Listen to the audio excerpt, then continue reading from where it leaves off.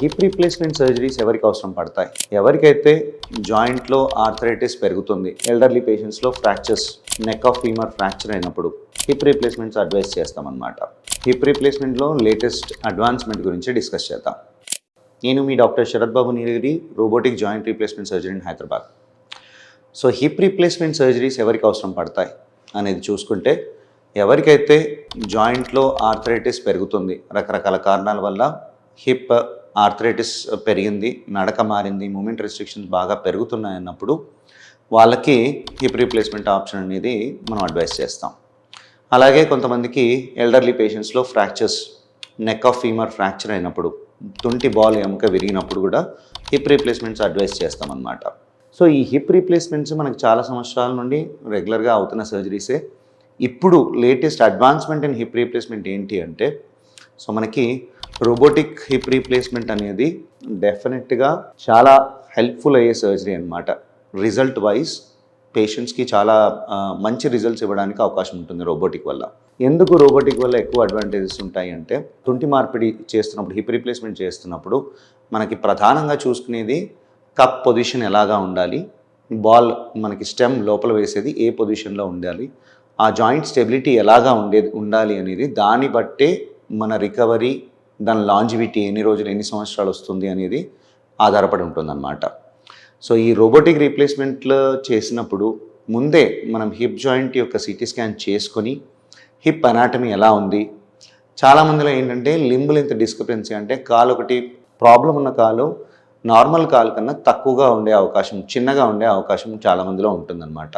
So ఈ alignment issues, ఎంతవరకు shortening ఉంది, ఇదంతా ప్రీ ఆపరేటివ్గా మనం అసెస్ చేసుకోవడానికి రోబోటిక్ హిప్ రీప్లేస్మెంట్లో మనకి తెలుస్తుందన్నమాట.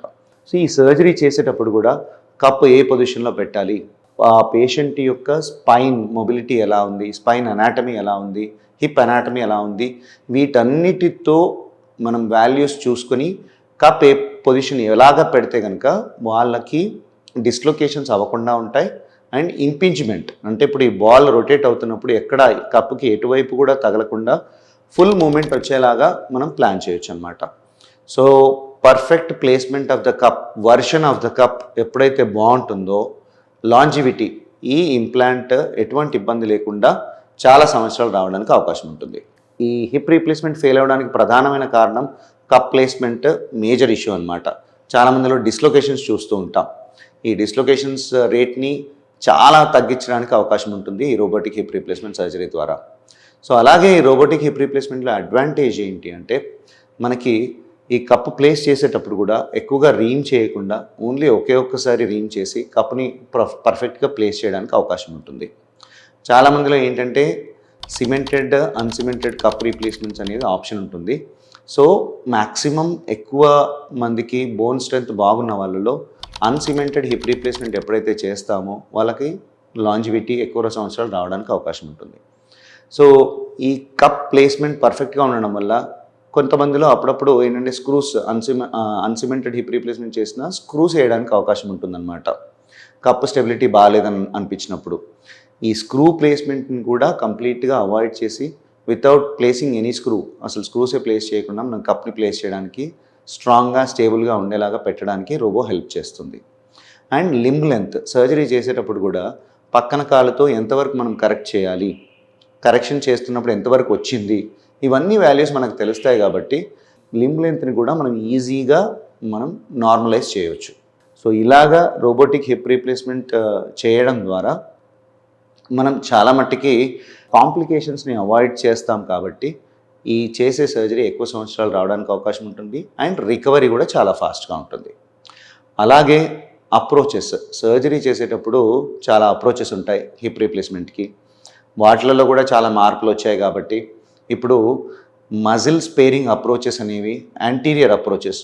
అంతకుముందు అంతా హిప్ రీప్లేస్మెంట్స్ వెనకాల నుండి మనం ఎక్కువగా ఇన్సిషన్స్ ఇచ్చి చేసేవాళ్ళం. ఇప్పుడు లేటెస్ట్ అడ్వాన్స్మెంట్స్తో యాంటీరియర్ అప్రోచెస్, అంటే ముందు నుండి ఇన్సిషన్ చేసి మజిల్ స్పేరింగ్, అంటే మజిల్స్ని ఎటువంటి మజిల్ని డిస్టర్బ్ చేయకుండా సర్జరీ చేయడం ద్వారా. యాంటీరియర్ అప్రోచ్లో అడ్వాంటేజ్ ఏంటంటే డిస్లొకేషన్స్, ఇప్పుడు వెనక నుండి చేసినప్పుడు కొంతమందికి డిస్లొకేషన్ కాంప్లికేషన్స్ అనేవి చూస్తూ ఉంటాం. ఈ ముందు నుండి చేసినప్పుడు సర్జరీ ఈ డిస్లొకేషన్స్ని కూడా కంప్లీట్గా అవాయిడ్ చేసి ఈ మజిల్స్ ఏం టచ్ చేయట్లేదు కాబట్టి రికవరీ చాలా ఫాస్ట్గా ఉండి వాళ్ళు సర్జరీ చేసిన తర్వాత కింద కూర్చొని లేవడానికి కూడా అవకాశం ఉండేలాగా నొప్పి తక్కువగా ఉంటుంది కాబట్టి మూమెంట్స్ అన్నీ ఫాస్ట్గా వస్తాయి కాబట్టి రికవరీ చాలా ఫాస్ట్గా ఉంటుంది. సో ఇవి latest advancement in replacement surgeries అనమాట. హిప్ రీప్లేస్మెంట్లో రోబోటిక్ టెక్నాలజీ ఒకటి అండ్ అప్రోచెస్.